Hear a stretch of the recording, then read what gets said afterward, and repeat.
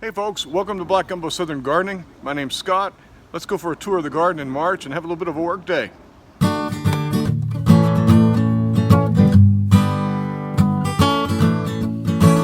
In a day of panic and trouble where everybody's out there wringing their hands about this virus, you know, you get online, you get on Facebook, and it's nothing but negativity, nothing but alarmism, nothing but reposting the mainstream media's take on things, which is always to hype everything up.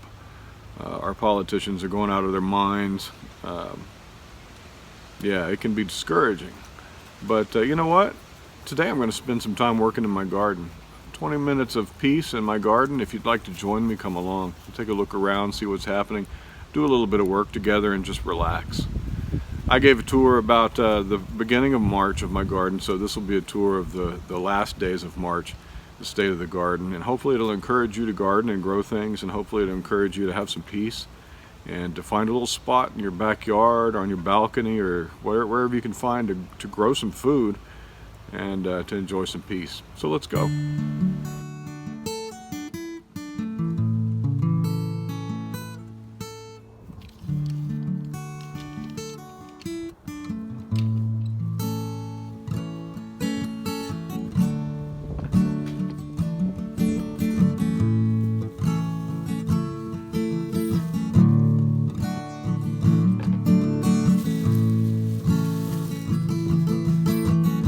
Feeling much better now that I've got some mulch down on this bed. You can see it's pretty deep mulch, about 3 or 4 inches. It's a combination of grass clippings and the shed from my oak tree and my neighbor's oak tree.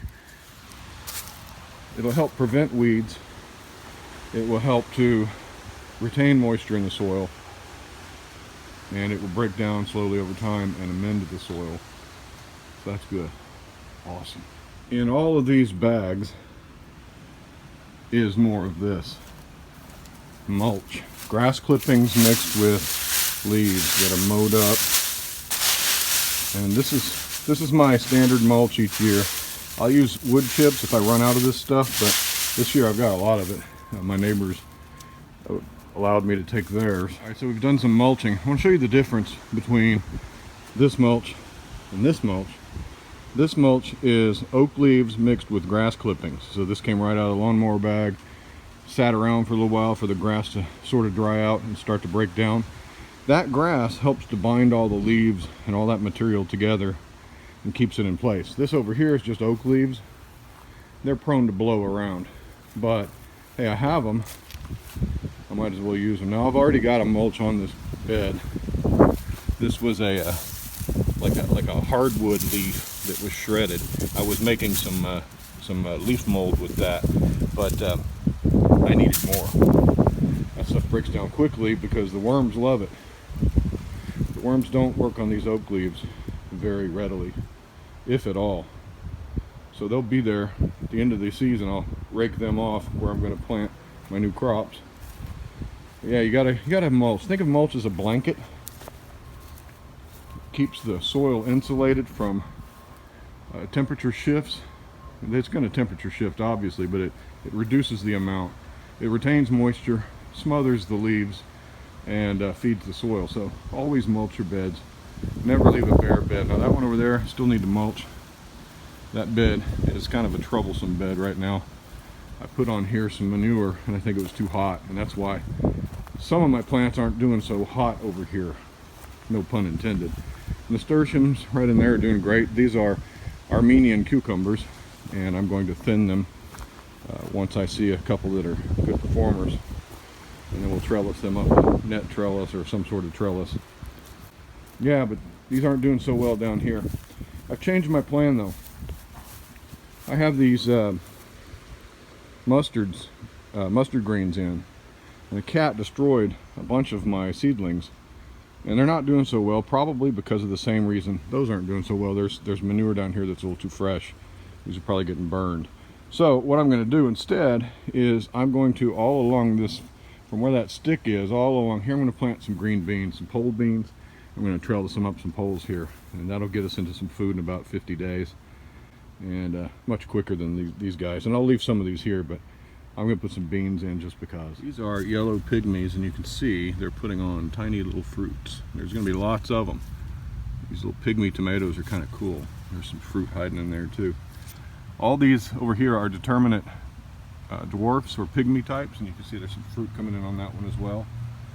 All of them except I think this, I'm not sure what that is. But yeah, all the tomatoes in pots are really thriving. They're doing great. There's some fruit coming in. Now these are supposed to stay small, and some of them have standard size fruit, some of them have small fruit, and they're very interesting varieties. These over here, doing the same. Putting on fruit, putting on lots of blossoms. Yeah, it's gonna be good. I can't wait. This is the first year I've grown these pygmies and micros and dwarfs. Quite nice. Young beans. Let me show you something here. Two of these plants down here got attacked by something. I don't know what pattern that is. I think that might have even been a bird. Birds do eat greens sometimes. But you can see the others are nice and strong.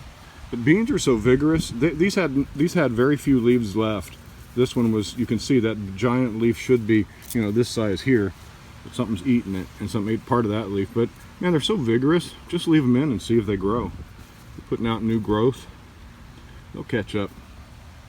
It's like my romaine lettuce is heading up. That's good. Awesome. These were left over from my winter garden. I just left them there and planted around them. You can overlap your gardens. You can overlap your seasons. You can intercrop.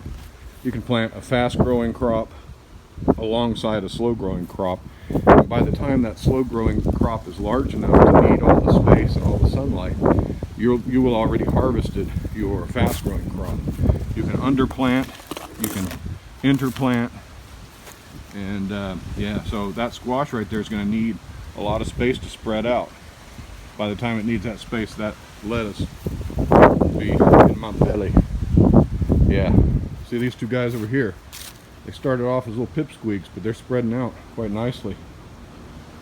These are already putting on some fruit for me. You can see down in there. There's one of the zucchinis right there. So yeah, looking forward to those. Got 3 eggplants. 1, 2, and then way over here, 3. I've got a bunch of lima beans here, and I'm gonna have a video about this coming out on the 4th. I've got my pollinator attractors, these marigolds. Got some sage. Yeah, just plant stuff, man. Plug in things. Here's a good example of what I was talking about, slow crops or old crops or overlapping season. This kale, this big beautiful kale, man, that's awesome. That is awesome. I'm going to be eating some kale. This is from my winter garden, and I started these seeds back in October or November, and this has been out here all through the winter. That little guy right there is a tomatillo, and he's going to need all this space, but I will already have harvested that guy. But you can go ahead and put it in. When I take this out, since I try to practice no-dig gardening, I'll just clip the base and leave the roots in the soil to compost in place. So I don't have to disturb that guy's roots by pulling that out. Don't pull your plants out. Just cut them off. Leave everything else down in there for the worms and for the rest of your plants. Those root channels, they'll get used again sometimes. Yeah, very interesting. So my onions. I haven't been keeping on top of my onions and getting some brown tips here, but they're fine. They're healthy. They're going to do fine. I can't wait to have some onions. I've got 2 kinds. I've got a purple and a yellow onion here. Both are perfect varieties for Texas. They are grown in Texas. In fact, they're grown more south from here in Texas, and they do well here. So these have been in since the winter as well. I planted them as little 4-inch tall starts, little young plants. Old veteran. Look at this guy. This is a pepper. This is, I think, a garden salsa pepper. It's a Bonnie plant, and I just knocked off a pepper. That's what it grows right there. And there's another one there. But look, it's all gnarled. The winter really took its toll, but it's putting on new leaves. Some of these peppers will overwinter quite well around here. And I have been fertilizing this guy this spring, and it's putting on fruit. Let's try it. Yeah, that's hot. good pepper. They get nice and red though. Here's some thyme. We've got some lemon thyme and some regular thyme. These are growing nice. I bought these at the store. Thought, you know, I got time for another plant. Yeah, so things are doing really well. Whew, that's got some strength to that pepper. There's Steve. Steve is our stevia plant. It's my son's. He's kind of tucked in over there. He looked pretty sad. We had to cut him back a lot. He's coming back for a second year. See down in there, it's starting to bulb up. This is a beautiful radish. I reviewed this radish in the winter. Determined it's my favorite. It's a little warm. Even this one's starting to bolt a little bit. You can see the flower head there. That's what bolting means. That one did not bulb up. It's bolting. That actually might be one of these guys. Let's see. Do we have any in here? I don't see any. Let's pull a few. Yeah. These are going into the compost. As I said in my last video, talking about this paper in the compost, there are 2 big redfish carcasses in there. Huge ones. 10 to 15 pound fish. My neighbor filleted them, gave me the heads and the carcass. And they're about 6 inches under. I couldn't smell them yesterday. I'm beginning to smell them a little bit today. And that's because critters come dig through here and turn stuff up. And some critter might have dug a little channel down in there. But anyway, fish, man, that's going to make some good compost. That's going to make some good nutrition for my soil. Yeah, you can compost just about anything that was once living. That's a cantaloupe. These melon pits, man, they're awesome for growing cucurbits and different kinds of vining squashes and pumpkins and melons and watermelons. And so these guys, I'll select out the 3 best vines once they get their true leaves, and I'm going to let them just kind of sprawl in this area back here, and yeah, have some melons. Wouldn't want to be up there today. This is my muscadine called Southern Home, and I'm not cultivating this or pruning it the way you're supposed to. This was an extra one I had. I kind of wish I'd put that on my trellis, but I didn't. So I'm just letting it climb up and go wild up this tree. And seeing, I've got 2 branches. I've got a vine heading up that way. I've got a vine heading over that way. These muscadines have the ability to colonize this entire tree. I kind of hope it does. I've got these other native vines. Tell me, do you know what these things are? Leaves 3, leave it be, but this is not poison ivy, but it is an invasive vine, and it grows like crazy. I can hardly get rid of this stuff. In the ground, it has big tubers, big knobby tubers, like a starchy sweet potato or something, and they grow all over the place, and I can't get rid of them, and I hate them, and they don't smell good. I don't know what that is. Help me out. You know any idea what this stuff is? Nasturtium. Putting on the flowers. This is pretty sad nasturtium back here. They need water. These guys were almost dead anyway, but looks like they're not going to make it, at least that one. This one looks good. I've got my citrus, my lemon tree. It still needs more pruning, but look, I already got some lemons. Tons and tons of lemons coming in. These will be ready in December. And yeah, delicious stuff, man. I need to clean out some more of the interior of this tree. But for now, I just trimmed it so that it would be a small fruit tree where we can reach all the fruit. I don't want a big tree. We get more lemons off that than we can use. That's the size I like it. All my citrus trees, those guys there, they're not going to get much bigger than that because I'm not going to let them. Easier to manage, easier to prune, easier to treat. You don't waste food. Easier all around. My Celeste fig tree is coming on nicely, putting on good new growth. Beautiful tree. I love this tree. This is my favorite fig so far. Even with all the fancy varieties I have, I always come back to this Celeste. It makes tons of good fruit, and all this new growth is looking good. Now, I haven't pruned it this year. I did a little bit of cleaning up earlier in the winter, but not much. I need to take out some of these suckers that are coming up in the middle and clean out this middle. But my thinking was I was going to leave them there and maybe air layer them off and do a demo of how to air layer. I did take a whole lot of cuttings off of this tree, and they are rooting just fine. Here you can see some of the cuttings from my Celeste fig tree. Now, most of these were rooted. I took them from the base of the tree and tried to get some growth that had roots on them already. Now, this guy doesn't look like he's going to go, but the rest, and this guy, that actually got gnawed off by something. But yeah, even the smallest little cutting, if it's got some roots on it, is going to be fairly successful. You can see this one didn't take, not even a root.